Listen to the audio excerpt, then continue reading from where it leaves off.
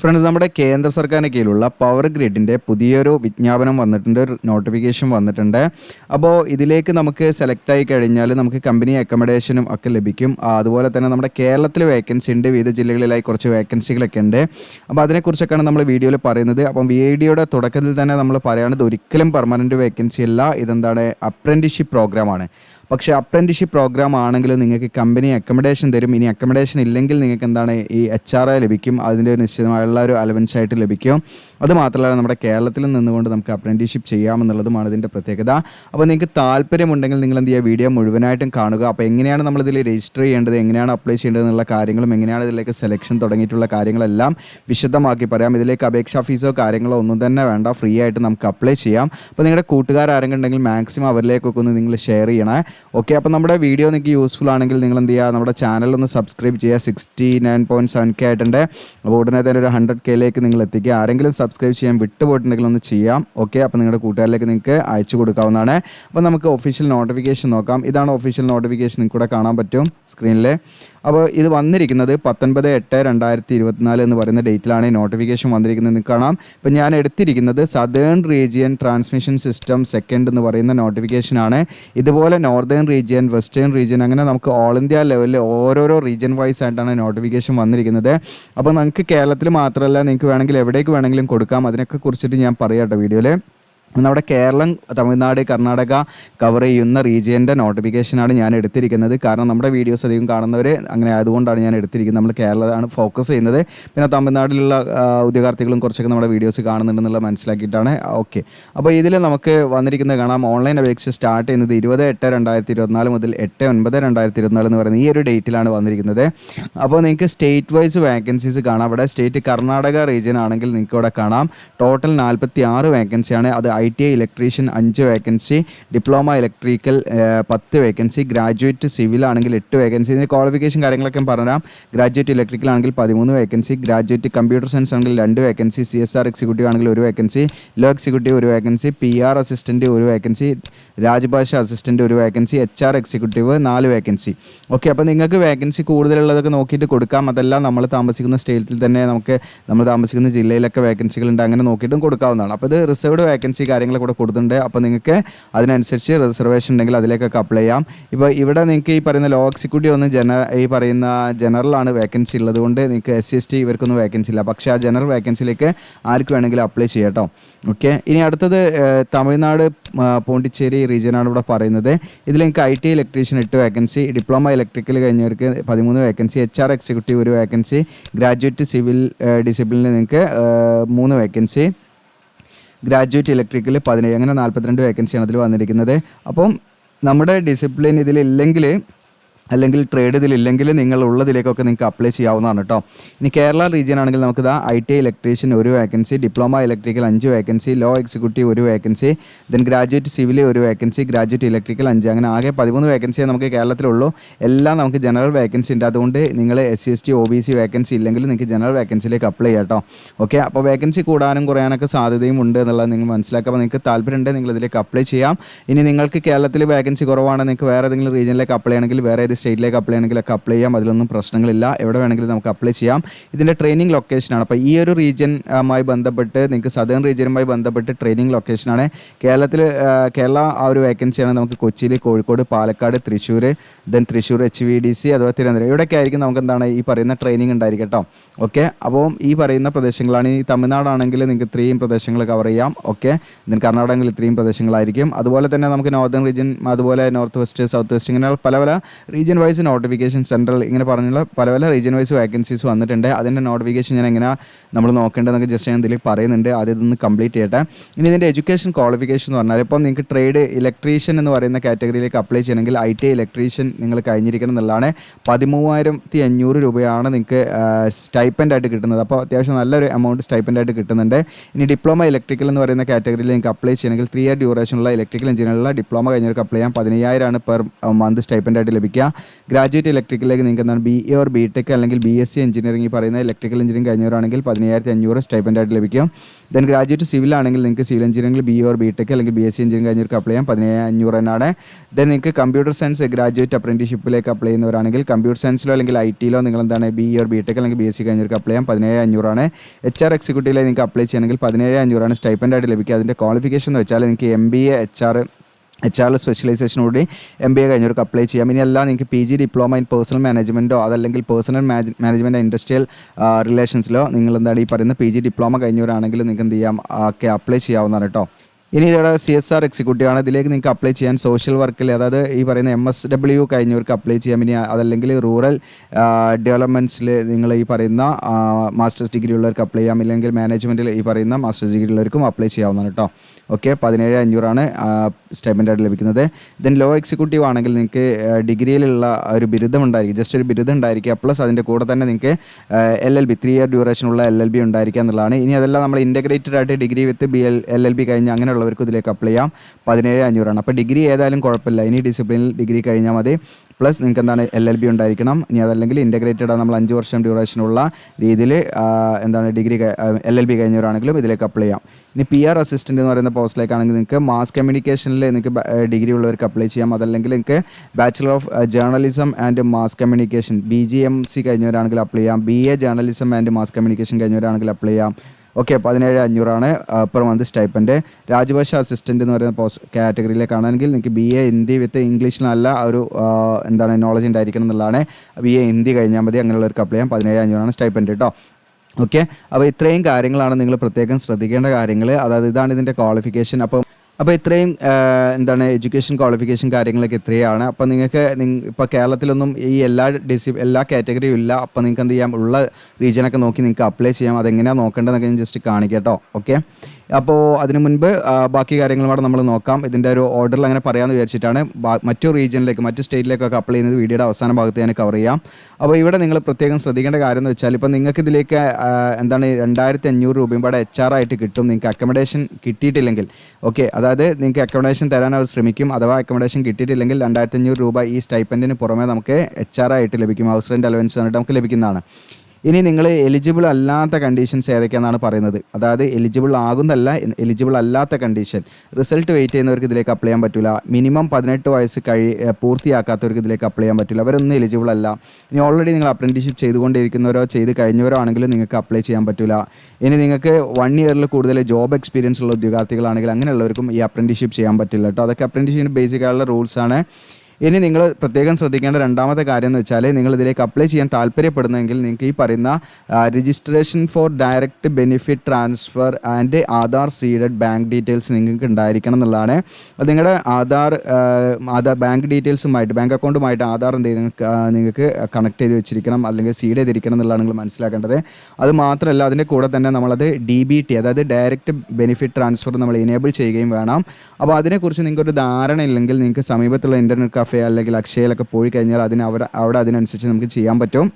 Okay, അപ്പോൾ ഇല്ലെങ്കിൽ നിങ്ങൾക്ക് അതിനെക്കുറിച്ച് ധാരണ ഉള്ളവരാണെങ്കിൽ നിങ്ങളുടെ മൊബൈൽ യൂസ് ചെയ്തിട്ട് നിങ്ങൾക്ക് അതൊക്കെ ചെയ്യാൻ പറ്റും കേട്ടോ. ഓക്കെ, അപ്പോൾ അതിനുള്ള 2 ലിങ്ക് നോട്ടിഫിക്കേഷൻ ഉണ്ട്. നിങ്ങളുടെ ആധാർ സീഡിങ് സ്റ്റാറ്റസ് നോക്കാൻ പറ്റും. ഈ ലിങ്കിലൊന്ന് ക്ലിക്ക് ചെയ്താൽ മതി. ഓക്കെ, ആ ലിങ്ക് വേണമെങ്കിൽ സെപ്പറേറ്റ് ആയിട്ട് നമ്മുടെ ഇതിൽ തരാം, വെബ്സൈറ്റിൽ ഞാൻ വേണമെങ്കിൽ തരാം.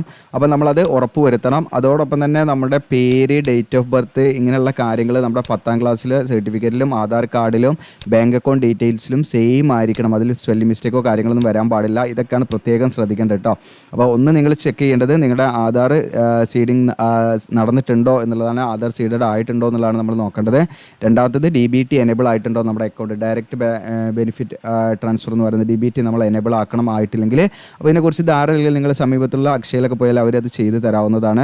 ഇതിനടുത്തത് നിങ്ങൾക്ക് ഓൺലൈനായിട്ട് അപ്ലൈ ചെയ്യുമ്പോൾ ശ്രദ്ധിക്കേണ്ട ഡോക്യുമെൻറ്റ്സ് എന്തൊക്കെയാണ് അപ്ലോഡ് ചെയ്യേണ്ടതെന്ന് വ്യക്തമായിട്ട് ഇതിൽ പറയുന്നുണ്ട്. ഒന്ന് നമ്മൾ അപ്രന്റീഷിപ്പ് രജിസ്ട്രേഷൻ നമ്പർ, അതായത് നാറ്റ്സിലോ നാപ്സിലോ 100% നമ്മുടെ പ്രൊഫൈൽ കംപ്ലീറ്റ് ചെയ്തിട്ട് നമ്മൾ എന്ത് ചെയ്യണം, അതിൽ നിന്ന് കിട്ടുന്ന അപ്രന്റീഷിപ്പ് ഈ പറയുന്ന രജിസ്ട്രേഷൻ നമ്പർ ഉണ്ട് നമ്മുടെ നാറ്റ്സിൻ്റെയും അല്ലെങ്കിൽ നാപ്സിൻ്റെയും. അപ്പോൾ ആരൊക്കെയാണ് നാറ്റ്സിലും നാപ്സിലും രജിസ്റ്റർ ചെയ്യേണ്ടതെന്നുള്ള കാര്യങ്ങളൊക്കെ വ്യക്തമായിട്ട് ഞാൻ പറഞ്ഞുതരാം. അപ്പോൾ നിങ്ങൾ ആദ്യം വേണ്ട കൺഫ്യൂഷൻ ഉണ്ടെങ്കിൽ ജസ്റ്റ് ഒന്ന് ഇത് ഡിലീറ്റ് ആക്കിയിട്ട് പറയാം. അതായത് നമ്മൾ ആദ്യം നമുക്ക് വേണ്ട ഡോക്യുമെൻറ്റ്സ് ആണ് നിങ്ങൾ അപ്രൻറ്റീസ്ഷിപ്പ് രജിസ്ട്രേഷൻ ചെയ്തിരിക്കുക എന്നുള്ളതാണ്. അതായത് നമ്മുടെ നാറ്റ്സിലോ അല്ലെങ്കിൽ നാപ്സിലോ. അപ്പോൾ ഈ ITI ഡിപ്ലോമ എഞ്ചിനീയറിംഗ് ഗ്രാജുവേഷൻ കഴിഞ്ഞവർക്കൊക്കെ നാപ്സ് ഒക്കെ ഫെമിലിയർ ആയിരിക്കും. ബാക്കിയുള്ളവർക്കൊക്കെ ചിലപ്പോൾ അത് ഡൗട്ട് ഉണ്ടാകും. അതിനെക്കുറിച്ച് ഞാൻ കാണിക്കട്ടെ, വെബ്സൈറ്റൊക്കെ ഞാൻ കാണിക്കാം, അതിൻ്റെ ലിങ്കൊക്കെ ഞാൻ തരാം.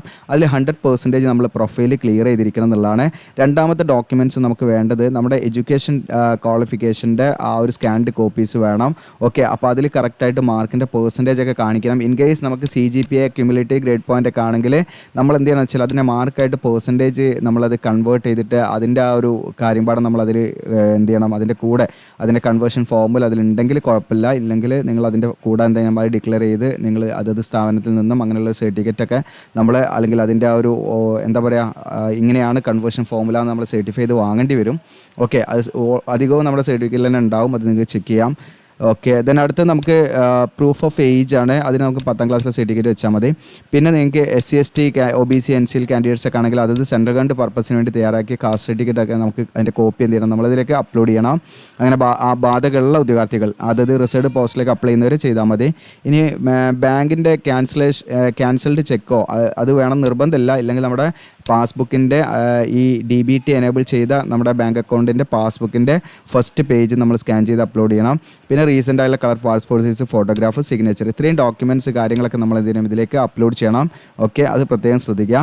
ഇനി നിങ്ങൾക്ക് ഇവിടെ ഏതെങ്കിലും ഒരു സ്റ്റേറ്റിലേക്ക് അല്ലെങ്കിൽ ഒരു റീജിയനിലേക്ക് നിങ്ങൾക്ക് അപ്ലൈ ചെയ്യാൻ പറ്റുള്ളൂ എന്ന് പ്രത്യേകം പറയുന്നുണ്ട്. ഒന്നിലധികം റീജിയനിലേക്കോ സ്റ്റേറ്റിലേക്കോ അപ്ലൈ ചെയ്താൽ നിങ്ങളുടെ കാൻഡിഡേറ്റ്സ് റിജക്റ്റ് ആകുമ്പോൾ, ഫോർ എക്സാമ്പിൾ കേരള സ്റ്റേറ്റിലേക്ക് അപ്ലൈ ചെയ്യുന്നവർക്ക് കേരളത്തിലേക്ക് മാത്രമേ അപ്ലൈ ചെയ്യാൻ പറ്റുള്ളൂ, പിന്നെ കർണാടകയിലേക്ക് കൊടുക്കാൻ പറ്റില്ല. ഓക്കെ, അപ്പോൾ സദേൺ റീജിയൻ നമ്മൾ കേരള സെലക്ട് ചെയ്തെങ്കിൽ നിങ്ങൾക്ക് സദേൺ റീജിയനിൽ കേരളത്തിലേക്ക് മാത്രമേ കൊടുക്കാൻ പറ്റുള്ളൂ, പിന്നെ നോർത്തേൺ റീജിയനിൽ പോയി കൊടുക്കാനും പറ്റില്ല. ഇങ്ങനെയൊക്കെ നിങ്ങൾ പ്രത്യേകം ശ്രദ്ധിക്കുക. ഏതെങ്കിലും ഒരു റീജിയൻ അല്ലെങ്കിൽ ഒരു സ്റ്റേറ്റിലേക്ക് ഒരു ഉദ്യോഗാർത്ഥിക്ക് അപ്ലൈ ചെയ്യാൻ പറ്റുള്ളൂ. അത് നിങ്ങൾക്ക് തീരുമാനിക്കാം എവിടെയാണ് വേണ്ടത്.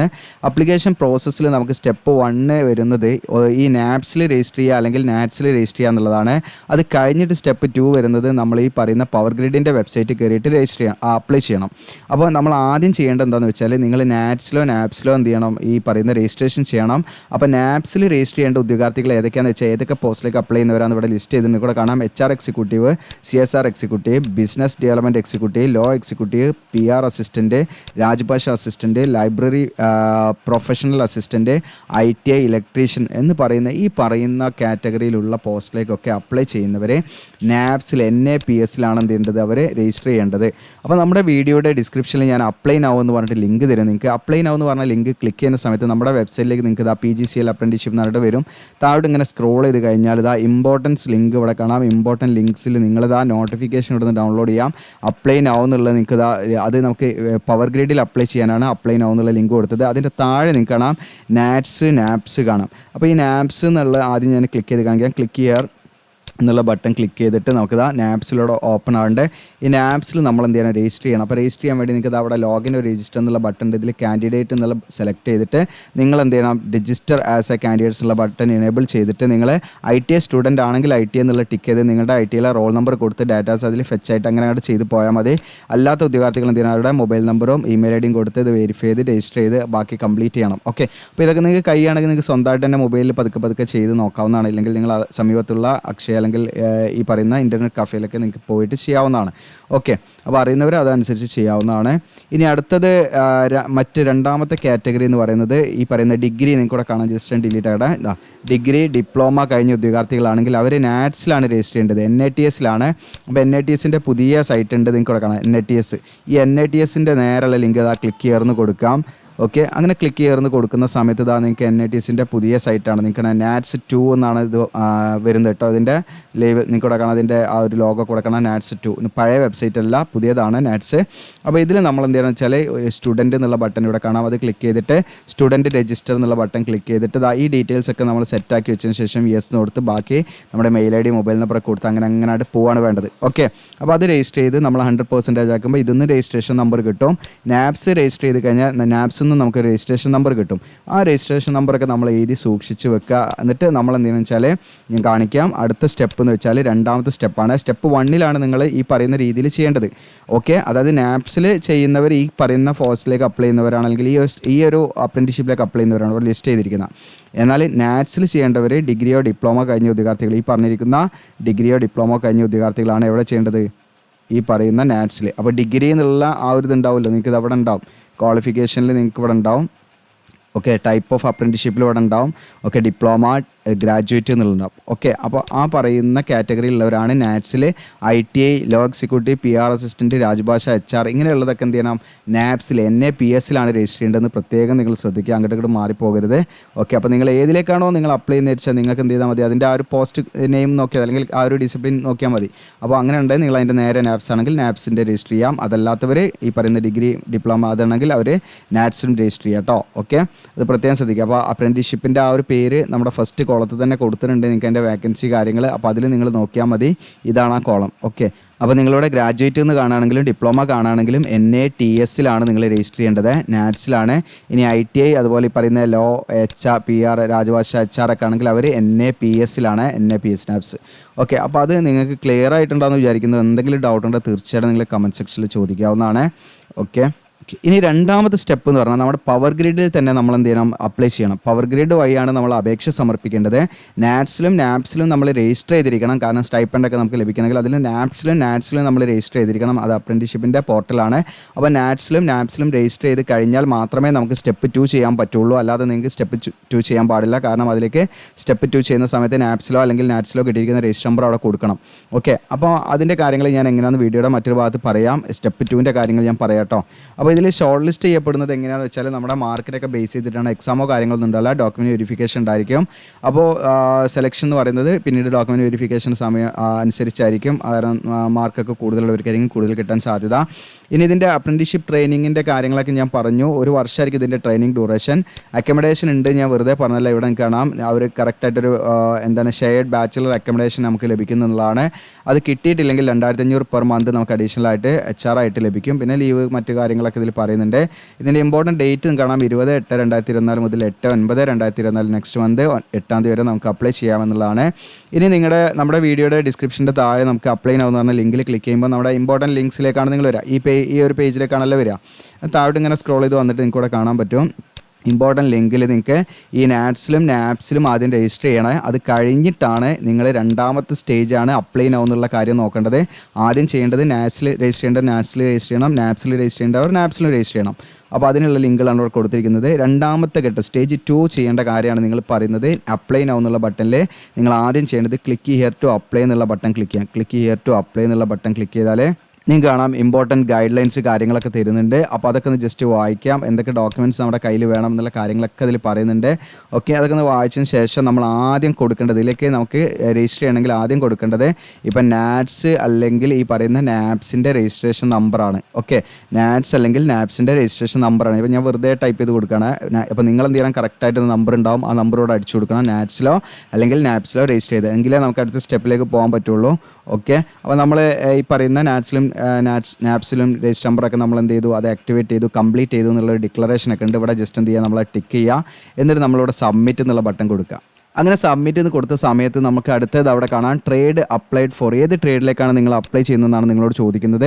അപ്പോൾ അത് നിങ്ങൾ എന്ത് ചെയ്യണമെന്ന് വെച്ചാൽ നിങ്ങൾക്ക് ഏതിലേക്കാണ് അപ്ലൈ ചെയ്യേണ്ടത്. അപ്പോൾ ഞാനിവിടെ ഗ്രാജുവേറ്റ് സിവിലാണെന്ന് കൊടുക്കുക, അല്ലെങ്കിൽ ഞാൻ IT ആണ്, നമുക്ക് ഇഷ്ടമുള്ള ഇതിലുണ്ടാവും. നിങ്ങൾക്ക് ഇഷ്ടമുള്ളതല്ല, നിങ്ങളുടെ ക്വാളിഫിക്കേഷൻ ഏതാണെന്ന് വെച്ചാൽ അതിനനുസരിച്ച് കൊടുക്കുക. അപ്പോൾ ഞാനിപ്പോൾ എനിക്ക് ഇഷ്ടമുള്ളത് ഞാൻ ഇവിടെ കൊടുക്കുകയാണ്. ഇപ്പോൾ ഞാൻ ഇപ്പോൾ ഇവിടെ ഗ്രാജുവേറ്റ് സിവിൽ എന്നുള്ളതാണ് കൊടുക്കുന്നത് വിചാരിക്കാം. ഓക്കെ, അതിനുശേഷം ഇവിടെ നിങ്ങൾക്ക് കാണാം റീജിയൻ, ഏത് റീജിയനിലേക്കാണ് നമ്മൾ അപ്ലൈ ചെയ്യുന്നത് കാണാം. ഇത്രയും റീജിയൻ വൈസ് വേക്കൻസി ഉണ്ട്. അപ്പോൾ അത്യാവശ്യം വേക്കൻസികളൊക്കെ ഉണ്ട് പല റീജിയനിലും. അത് നിങ്ങൾക്ക് എങ്ങനെയാണ് കണ്ടെത്താമെന്നുള്ള ഞാൻ വീഡിയോയുടെ അവസാനം പറഞ്ഞുതരാം. അതാ ബാംഗ്ലൂർ ഉണ്ട്, സദേൺ റീജിയനിൽ തന്നെ 2 ഉണ്ട്. നിങ്ങൾക്കിവിടെ കാണാൻ പറ്റും ഇതിൻ്റെ ഈസ്റ്റേൺ, അതുപോലെ ഈസ്റ്റേൺ റീജിയൻ തന്നെ 1, 2, അതുപോലെ വെസ്റ്റേൺ റീജിയൻ, നോർത്തേൺ റീജിയൻ എന്നൊക്കെ പറഞ്ഞിട്ട് ഇവിടെ കാണാം. പിന്നെ സദേൺ റീജിയൻ സെക്കൻഡ്, ഇവിടെ ബാംഗ്ലൂർ കാണാം. അത് സെലക്ട് ചെയ്യാം. അത് സെലക്ട് ചെയ്തിട്ട് നമ്മൾ ഏത് സ്റ്റേറ്റിലേക്കാണ് അപ്ലൈ ചെയ്യുന്നതെന്നാണ് ചോദിക്കുന്നത്. അപ്പോൾ നമ്മളിതാ കേരള, തമിഴ്നാട്, കർണാടക, ഇതിൽ ഏതെങ്കിലും ഒന്നേ നമുക്ക് കൊടുക്കാൻ പറ്റുള്ളൂ. ഞാനിവിടെ കേരള കൊടുക്കുന്നു. അപ്പോൾ നിങ്ങൾക്ക് ഇഷ്ടമുള്ളത് നിങ്ങൾക്ക് കൊടുക്കാം കേട്ടോ. നിങ്ങൾ ഇനി എന്താണ്, ഇപ്പോൾ കർണാടക ആണെങ്കിൽ കർണാടക അങ്ങനെ കൊടുക്കാം, തമിഴ്നാടാണെങ്കിൽ തമിഴ്നാട് കൊടുക്കാം. അങ്ങനെ കൊടുത്തു കഴിഞ്ഞാൽ നമ്മുടെ പേഴ്സണൽ ഡീറ്റെയിൽസ് ഫില്ല് ചെയ്യാനുള്ള കോളമാണ് വരിക. ഇവിടെ നമ്മുടെ പേഴ്സണൽ ഡീറ്റെയിൽസ് കാര്യങ്ങളൊക്കെ അങ്ങനെ തന്നെ ഫില്ല് ചെയ്ത് പോവുക. ഏത് സ്റ്റേറ്റിലാണ് നമ്മൾ താമസിക്കുന്നത് വെച്ചാൽ നമ്മുടെ ഡൊമസൈൽ സ്റ്റേറ്റ് കൂടെ കൊടുക്കാനുള്ള ഓപ്ഷൻ ഉണ്ട്. ഓക്കെ, നാഷണാലിറ്റി, മാരീഡ് ആണോ അൺമാരീഡ് ആണോ, ഡേറ്റ് ഓഫ് ബർത്ത്, ഇങ്ങനെ തുടങ്ങിയുള്ള ബേസിക് കാര്യങ്ങളാണ് അവിടെ വരുന്നത്. പിന്നെ നമ്മുടെ അഡ്രസ്സാണ്. അഡ്രസ്സ് നിങ്ങൾക്ക് കറണ്ട് അഡ്രസ്സ് എന്നുള്ളത് നിങ്ങളുടെ പ്രസൻറ്റ് അഡ്രസ്സാണ്. ആ അഡ്രസ്സ് അവിടെ കൊടുക്കുക. ദെൻ 2 അഡ്രസ്സും സെയിം ആണെങ്കിൽ ലാൻഡ് മാർക്ക് ഉണ്ട് ചോദിക്കുന്നത്, ഉണ്ടെങ്കിൽ കൊടുത്താൽ മതി, നിർബന്ധമില്ല. പിന്നെ നിയറസ്റ്റ് റെയിൽവേ സ്റ്റേഷൻ കറക്റ്റായിട്ട് കൊടുക്കണം. കാലിക്കറ്റ് റെയിൽവേ സ്റ്റേഷൻ ആണെങ്കിൽ ഞാൻ ഇപ്പോൾ കാലിക്കറ്റ് റെയിൽവേ സ്റ്റേഷൻ കൊടുക്കുക. സിറ്റി ഏതാ വെച്ചാൽ അതനുസരിച്ച് നമ്മൾ കൊടുക്കുക. ഡിസ്ട്രിക്റ്റ് ഏതാ വെച്ചാൽ കൊടുക്കുക. ദെൻ സ്റ്റേറ്റ് ഏതാ വെച്ചാൽ നമ്മളത് കൊടുക്കുക. അതൊക്കെ അഡ്രസ്സ് കൊടുക്കേണ്ട കാര്യങ്ങളാണ്. പിൻകോഡ് എത്ര വെച്ചാൽ നിങ്ങൾ അത് ടൈപ്പ് ചെയ്ത് കൊടുക്കാം. ഓക്കെ, ഇതിനു ശേഷം രണ്ടും സെയിം ആണെങ്കിൽ നിങ്ങൾക്ക് ഇതാ ഈ കറണ്ട് അഡ്രസ്സും നമ്മുടെ പെർമനൻറ്റ് അഡ്രസ്സും സെയിം ആണെങ്കിൽ നിങ്ങൾക്ക് ഇതാ ക്ലിക്ക് ചെയ്യാറുള്ളൊരു ഓപ്ഷൻ ഉണ്ട്, സെയിം ആസ് എന്നുള്ള. ഇനി അതല്ലെങ്കിൽ നിങ്ങൾക്ക് അത് സെപ്പറേറ്റ് ആയിട്ട് ഫില്ല് ചെയ്യാനുള്ള ഓപ്ഷനാണ്. നിങ്ങൾ എന്ത് ചെയ്യുക, ടിക്ക് ചെയ്യുക, അതോടെ സെപ്പറേറ്റ് ആയിട്ട് ഫില്ല് ചെയ്യുക. അപ്പോൾ ഞാനിവിടെ ക്ലിക്ക് ചെയ്യുക, സെയിം ആസ് കൊടുത്തു കഴിഞ്ഞാൽ ഇവിടെ കാണാം, ഇവിടെ കൊടുത്ത ഡീറ്റെയിൽസ് ഒക്കെ ഇവിടെ വന്നിട്ടുണ്ട്. അതിനുശേഷം കോൺടാക്ട് ഡീറ്റെയിൽസ് ആണ് നിങ്ങളുടെ mobile number. Okay, 2 mobile number നമ്മൾ കൊടുക്കണം കേട്ടോ. ഓക്കെ, ഒന്ന് നമ്മുടെ കൊടുക്കാം, നമ്മുടെ പാരൻസിൻ്റെ ആരുണ്ടാവും കൊടുക്കാം. ഓക്കെ, പിന്നെ നമ്മൾ ഇമെയിൽ ID കൊടുക്കണം, റീടൈപ്പ് ചെയ്യണം ഇമെയിൽ ID, വീണ്ടും അത് റീ എൻറ്റർ ചെയ്യണം. അതിനുശേഷം ഒരു ഓൾട്ടർനേറ്റീവ് ആയിട്ടുള്ള ഇമെയിൽ ID പാടെ അതിൻ്റെ അഡീഷണൽ ആയിട്ട് നമ്മൾ കൊടുക്കണം. അത് നമ്മുടെ പാരൻസിന് അല്ലെങ്കിൽ ആരെങ്കിലും ഉണ്ടെങ്കിൽ സെക്കൻഡറി ഒരു ഇമെയിൽ ID പാടെ നമ്മൾ ഉണ്ടാക്കിയിട്ട് അത് കൊടുക്കണം, അത് മാൻഡറ്ററി ആണ്.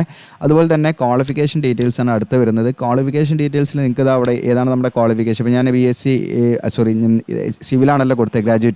ഞാനവിടെ BE or BTech ഏതാണെന്ന് ഞാനത് സെലക്ട് ചെയ്യണേ. അതിന് പെർസെൻറ്റേജ് ഓഫ് മാർക്ക് ഇവിടെ ചോദിക്കുന്നുണ്ട്. നിങ്ങളെ പെർസെൻറ്റേജ് ഓഫ് മാർക്ക് നിങ്ങൾ എന്ത് ചെയ്യണം, ടൈപ്പ് ചെയ്ത് കൊടുക്കണം.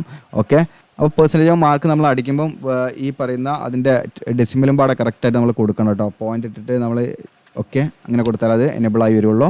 ഇതിനടുത്ത് ഡിസിപ്ലിൻ ചോദിക്കുന്നത് ഇപ്പോൾ സിവിലാണ്, അത് നമുക്ക് സെലക്ട് ചെയ്യാനുള്ള ഓപ്ഷൻ അവിടെ വന്നിട്ടുണ്ട്. പിന്നെ ഇനി CGPA ആണെങ്കിൽ നിങ്ങൾക്ക് അതിൻ്റെ CGPA പാടുണ്ട്, അത് കൊടുക്കണം കേട്ടോ. നിങ്ങളുടെ സർട്ടിഫിക്കറ്റിൽ CGPA കാണിക്കുന്നില്ല, അതും നിങ്ങൾക്ക് CGPA എത്രയാണെന്ന് വെച്ചാൽ അത് നിങ്ങൾ കൊടുക്കണം. ഓക്കെ, അപ്പോൾ CGPA എത്ര വെച്ചാൽ അത് കൊടുക്കുക നിങ്ങൾ. ഇനി അതോടൊപ്പം തന്നെ ഇല്ലെങ്കിൽ അത് കൊടുക്കേണ്ട, പെർസെൻറ്റേജ് മാത്രമാണ് കാണിക്കുന്നെങ്കിൽ അത് കൊടുത്താൽ മതി, CGPA കൊടുക്കേണ്ട ആവശ്യമില്ല. അപ്പം എന്തായാലും CGPA ആണെങ്കിലും നിങ്ങളുടെ പെർസെൻറ്റേജ് നിങ്ങൾ കണ്ടെത്തി കൊടുക്കേണ്ടതുണ്ട്, അത് നിർബന്ധമാണ്. ഇനി നമ്മുടെ ഡ്യൂറേഷൻ ഓഫ് കോഴ്സ് നമുക്ക് ഡേയും മന്തും ഇവിടെ തുടങ്ങി സ്റ്റാർട്ടിങ് മുതൽ നിങ്ങൾക്ക് എൻഡ് ഡേറ്റ് ഏതാ വെച്ചാൽ അതുവരെ കൊടുക്കുക. നിങ്ങൾ കറക്റ്റായിട്ട് റിസൾട്ട് ഡിക്ലെയർ ചെയ്ത ഡേറ്റ് ഒക്കെ നിങ്ങളുടെ സർട്ടിഫിക്കറ്റ് ഉണ്ടാകും, അത് കറക്റ്റായിട്ട് കൊടുക്കുക. Mode of study full time എന്നുള്ളത് കൊടുക്കുക നിങ്ങൾ. ഇതിനടുത്ത് നിങ്ങൾ ഡിവിഷൻ എന്ന് ചോദിക്കുന്ന ഫസ്റ്റ് ക്ലാസ് ആണോ സെക്കൻഡ് ക്ലാസ് ആണോ അതാണ് ഉദ്ദേശിക്കുന്നത്. അപ്പം മാർക്കിനനുസരിച്ച് പെർസെൻറ്റേജിനനുസരിച്ച് 65 എബോവ് ആണെങ്കിൽ നമുക്ക് ഫസ്റ്റ് ഡിവിഷൻ കൊടുക്കാവുന്നതാണ് കേട്ടോ. ഒരു 70 or 65 ആ റേഞ്ചിലൊക്കെ ആണെങ്കിൽ ഓക്കെ. അല്ലെങ്കിൽ അതിന് താഴോട്ടാണെങ്കിൽ നമ്മൾ സെക്കൻഡിൽ കൊടുക്കാം. ദെൻ യൂണിവേഴ്സിറ്റി നമ്മൾ പഠിച്ച യൂണിവേഴ്സിറ്റിൻ്റെ പേര് അല്ലെങ്കിൽ ഏതാണ് ബോർഡ് സ്ഥാപനത്തിൻ്റെ പേര് ഇവിടെ ചോദിക്കുന്നുണ്ട്, അത് കൊടുക്കാം, നമ്മൾ പഠിച്ച സ്ഥാപനത്തിൻ്റെ പേര്. പിന്നെ ബാങ്ക് ഡീറ്റെയിൽസ് ആണ്.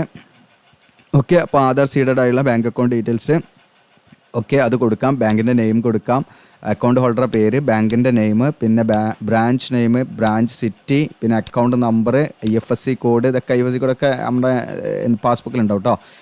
അത് കൊടുത്താൽ മതി. ഇനിതും കൊടുക്കണ്ട ഈ പറയുന്ന. അത് നെക്സ്റ്റ് നമുക്ക് എന്ത് ചെയ്യാം, കണ്ടിന്യൂ കൊടുക്കാം. ഓക്കെ, കണ്ടിന്യൂ കൊടുത്താൽ അടുത്ത സ്റ്റെപ്പിലേക്ക് അങ്ങനെ നമ്മൾ പോവാണ് വേണ്ടത്. ഓക്കെ, അപ്പോൾ അത് നിങ്ങൾക്ക് ജസ്റ്റ് ഞാൻ അടുത്ത സ്റ്റെപ്പിലേക്കും കൂടെ പോയിട്ട് കാണിക്കാം. ഇപ്പോൾ ഞാൻ ഡീറ്റെയിൽസ് ഒക്കെ കൊടുത്തു, കണ്ടിന്യൂ കൊടുക്കണം. അപ്പോൾ നിങ്ങളെ കാണിക്കുന്നതിന് വേണ്ടി മാത്രം വെറുതെ ടൈപ്പ് ചെയ്ത് ഇട്ടാട്ടോ, അതുകൊണ്ടാണ് ഞാൻ കറക്റ്റ് വാല്യൂസ് എല്ലാം കൊടുത്ത് ഇപ്പോൾ വെറുതെ കൊടുത്താണ്. കണ്ടിന്യൂ കൊടുക്കണേ. അങ്ങനെ കണ്ടിന്യൂ കൊടുത്തപ്പോൾ വളരെ സിമ്പിളാണ് കേട്ടോ ഫോം. അപ്പോൾ ഈ ഫോം നമ്മൾ വേണമെങ്കിൽ ഫില്ല് ചെയ്ത് തരാവുന്നതാണ്. നിങ്ങൾ ഇൻസ്റ്റയിൽ കോൺടാക്ട് ചെയ്യണമെങ്കിൽ ചെറിയൊരു സർവീസ് ചാർജ് ഉണ്ടായിരിക്കും നിങ്ങൾക്ക്. അപ്പോൾ നിങ്ങൾ നാപ്സിലും രജിസ്റ്റർ ചെയ്തിട്ട് നമ്മളെ കോൺടാക്ട് ചെയ്യണമെങ്കിൽ ഈ ഒരു ഫോം നമ്മൾ ഓൺലൈനായിട്ട് നമ്മൾ ഇവിടുന്ന് ഫില്ല് ചെയ്ത് തരാവുന്നതാണ്. അപ്പോൾ നിങ്ങൾക്ക് ഇൻസ്റ്റയിൽ കോൺടാക്ട് ചെയ്താൽ മതി കേട്ടോ. പിന്നെ ഇവിടെ ഫോട്ടോ, സിഗ്നേച്ചർ, അതുപോലെ തന്നെ നമ്മുടെ ഡീറ്റെയിൽസ് കാര്യങ്ങളൊക്കെ ഞാൻ പറഞ്ഞു. എന്തൊക്കെയാണ് ഇവിടെ അപ്ലോഡ് ചെയ്യുന്നത് വെച്ചാൽ ഫോട്ടോ, സിഗ്നേച്ചർ അപ്ലോഡ് ചെയ്യണം. ആദ്യം ഫോട്ടോ ആണ്, പിന്നെ സിഗ്നേച്ചർ. ഇതിൻ്റെ മാക്സിമം ഫയൽ സൈസ് കൂടെ കൊടുക്കുന്നുണ്ട് കേട്ടോ. അപ്പോൾ അതിൽ കൂടാൻ പാടില്ല. പിന്നെ 10ാം ക്ലാസ്സിലെ സർട്ടിഫിക്കറ്റ്, സെക്കൻഡ് വീണ്ടും 10ാം ക്ലാസ്സിലെ മാർക്ക് ഷീറ്റാണ് ചോദിക്കുന്നത്. അപ്പോൾ നമ്മളടുത്ത് കയ്യിൽ മാർക്ക് ഷീറ്റ് ഇല്ലല്ലോ, അത് നമുക്ക് 10ാം ക്ലാസ്സിലെ സർട്ടിഫിക്കറ്റ് തന്നെ കൊടുത്താൽ മതി. ഇനി മാർക്ക് ഷീറ്റ് എന്ന് പറയുന്നത് നമ്മുടെ സ്കോർ കാർഡാണ് ഉദ്ദേശിക്കുന്നത്. നമുക്ക് ഈ പറയുന്ന A+ അങ്ങനെ ഗ്രേഡ് തന്നെയാണല്ലോ, അപ്പോൾ അതന്നെയാണ് നമ്മുടെ മാർക്ക് ഷീറ്റായിട്ട് നമ്മൾ കണക്കാക്കുന്നത്. അപ്പോൾ അതല്ലാതെ നമുക്ക് സ്കോർ കാർഡ് ശരിക്കും വാങ്ങാൻ പറ്റും. അത് പരീക്ഷാ ഭവനിൽ നമ്മൾ വാങ്ങി വെച്ചാൽ അങ്ങനെ ഉണ്ടെങ്കിൽ അത് കൊടുക്കാവുന്നതാണ്. അല്ലെങ്കിൽ നമ്മുടെ 10ാം ക്ലാസ്സിലെ ആ സർട്ടിഫിക്കറ്റ് നമ്മൾ കൊടുക്കുക. അവിടെ 12th സർട്ടിഫിക്കറ്റാണ്. നിങ്ങൾ +2 പഠിച്ചിട്ടുണ്ടെങ്കിൽ ആ +2 സർട്ടിഫിക്കറ്റ് നിങ്ങൾക്ക് കൊടുക്കാം, നിർബന്ധമൊന്നുമില്ല. ഒക്കെ ഉണ്ടെങ്കിൽ കൊടുത്താൽ മതി, അത് നിർബന്ധമല്ല കേട്ടോ സർട്ടിഫിക്കറ്റിൻ്റെ. ഒക്കെ മാർക്ക് ഷീറ്റ് ഉണ്ടെങ്കിൽ അത് കൊടുക്കാം. പിന്നെ നമ്മുടെ ഈ എസെൻഷ്യൽ ക്വാളിഫിക്കേഷൻ ഞാനിപ്പോൾ ഇതാണല്ലോ BTech ആണല്ലോ, BTechൻ്റെ സർട്ടിഫിക്കറ്റാണ് ഞാനിവിടെ കൊടുക്കേണ്ടത്. അപ്പോൾ IT ആണെങ്കിൽ ITൻ്റെ സർട്ടിഫിക്കറ്റ്, ഇനി ഡിപ്ലോമ ആണെങ്കിൽ ഡിപ്ലോമ, മറ്റ് ഗ്രാജുവേഷൻ ആണെങ്കിൽ ഗ്രാജുവേഷൻ്റെ സർട്ടിഫിക്കറ്റാണ് അവിടെ കൊടുക്കേണ്ടത്. ഇതിനടുത്ത് ഇതുപോലെ തന്നെ ക്വാളിഫിക്കേഷൻ്റെ മാർക്ക് ഷീറ്റ് കൊടുക്കണം. അപ്പോൾ ഞാൻ BTech ആണെങ്കിൽ BTechൻ്റെ കൺസോളിഡേറ്റഡ് മാർക്ക് ഷീറ്റ് ഉണ്ടാവും, അതാണ് ഇവിടെ അപ്ലോഡ് ചെയ്യേണ്ടത്. ഓക്കെ, 10 MB നമ്മുടെ എല്ലാ മാർക്ക് ഷീറ്റും കംപ്ലീറ്റ് എന്ത് ചെയ്യുക, നമ്മളൊരു സിംഗിൾ PDF ആക്കിയിട്ട് അപ്ലോഡ് ചെയ്താൽ മതി കേട്ടോ. പിന്നെ കൺസോളിഡേറ്റ് മാർക്ക് ഷീറ്റ് മാത്രമാക്കണ്ട, എല്ലാ സെമസ്റ്ററിൻ്റെയും മാർക്ക് ഷീറ്റ് കംപ്ലീറ്റ് ആയിട്ട് അപ്ലോഡ് ചെയ്യാം. 10 MB വരെ പറ്റും ഇവിടെ, അതുകൊണ്ട് നിങ്ങൾക്ക് എല്ലാം ചെയ്യാൻ പറ്റും. ഒരു സിംഗിൾ PDF ആക്കിയിട്ട് കൊടുത്താൽ മതി. ഇനിയിപ്പോൾ IT ആണെങ്കിൽ IT, മറ്റ് ഗ്രാജുവേഷൻ ആണെങ്കിൽ അതിൻ്റെയാണ് ഇവിടെ കൊടുക്കേണ്ടത്. പിന്നെ ബാങ്ക് അക്കൗണ്ട് ഡീറ്റെയിൽസ് ആണ്. നിങ്ങളെ ബാങ്കിൻ്റെ പാസ്ബുക്കിൻ്റെ ആ ഒരു ഫസ്റ്റ് പേജ് എന്ത് ചെയ്യുക, നിങ്ങൾ ഫോട്ടോ എടുത്ത് അല്ലെങ്കിൽ സ്കാൻ ചെയ്തിട്ട് അതിലേക്ക് അപ്ലോഡ് ചെയ്യുക. പിന്നെ നിങ്ങൾ മറ്റെന്തെങ്കിലും സർട്ടിഫിക്കറ്റുകൾ ബാധകമാണെങ്കിൽ നിങ്ങൾക്ക് എന്ത് ചെയ്യാം, ഇതിലേക്ക് അപ്ലോഡ് ചെയ്യാം. അപ്പോൾ SC ST OBC ഒക്കെ ആണെങ്കിൽ അതിൻ്റെ സർട്ടിഫിക്കറ്റ് പാടെ വരും. ഇപ്പോൾ ഞാൻ ജനറൽ കൊടുത്തുകൊണ്ട് എനിക്കത് വന്നിട്ടില്ല. നിങ്ങൾ SC ST അല്ലെങ്കിൽ നിങ്ങളുടെ കാറ്റഗറി കൊടുത്തു കഴിഞ്ഞാൽ നിങ്ങൾക്ക് എന്ത് ചെയ്യും, ഇവിടെ അപ്ലോഡ് ചെയ്യാനുള്ളൊരു കോളം പാടെ വരും കേട്ടോ. അത് നിങ്ങൾ അപ്ലോഡ് ചെയ്യാം.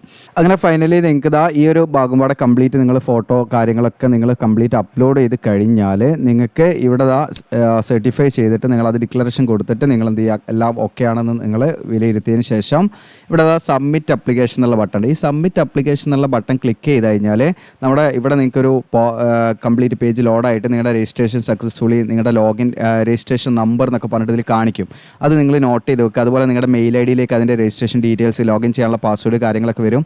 അവിടെ തന്നെ നിങ്ങൾക്ക് ലോഗിൻ എന്ന് പറഞ്ഞിട്ട് ലിങ്ക് ഒക്കെ കാണും. വേണമെങ്കിൽ നിങ്ങൾക്ക് ലോഗിൻ ചെയ്തിട്ട് നിങ്ങൾക്ക് എന്ത് ചെയ്യുക, നിങ്ങളുടെ ഡാഷ്ബോർഡ് കാര്യങ്ങളൊക്കെ കാണാം. അത് മാത്രമല്ല പ്രിൻ്റ് എടുക്കാനുള്ള ലിങ്കും ഇവിടെ കാണിക്കും. അത് പേജ് ലോഡായിട്ട് വന്ന് ഞാനിപ്പോൾ എന്താ കാണിക്കാന്ന് വെച്ചാൽ നമ്മൾ വെറുതെ ഡെമോ പർപ്പസിന് വേണ്ടി ചെയ്യുന്നത് കൊണ്ട് തന്നെ ഇതൊരു ഡാറ്റ ആയിട്ട് അവർക്ക് ബുദ്ധിമുട്ടാണ്ടെന്ന് വിചാരിച്ചത് കൊണ്ടാണ്. ഓക്കെ, അപ്പോൾ നിങ്ങൾ അങ്ങനെ ചെയ്ത് പോയിട്ട് നെക്സ്റ്റ് സ്റ്റെപ്പിൽ കാണുന്നത് റീഡ് ചെയ്തതിന് ശേഷം നിങ്ങൾ കാര്യങ്ങളൊക്കെ ചെയ്താൽ മതി. അപ്പോൾ അത്രയും നമുക്ക് ചെയ്യാനുള്ളത് പ്രിൻ്റ് എടുത്ത് വെക്കാം.